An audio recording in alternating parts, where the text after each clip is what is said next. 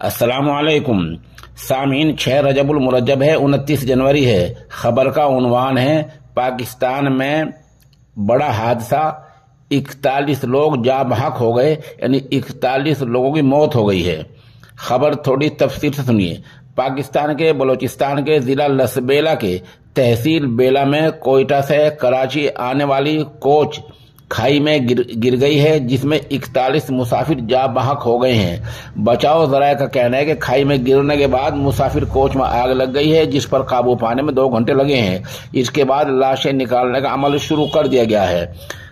Assistant commissioner بیلا حمزہ انجم نے صحافیوں کو بتایا کہ کوئٹہ سے کراچی آنے والی مسافر بس تیز رفتاری کی وجہ سے بیلا کے نزدیک موڑ کاٹتے ہوئے پل کے ستون سے ٹکرا کر کھائی میں جا گری، جس وجہ سے اس میں آگ بھڑک اٹھی۔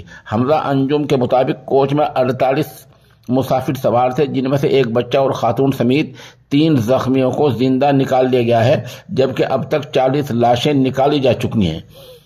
انہوں نے بتایا کہ زخمیوں میں سے ایک شخص کراچی لے جاتے ہوئے زخموں کی تاب نہ لا کر چل بسا۔ اب تک جاں بحق ہونے والوں کی تعداد 41 ہو گئی ہے۔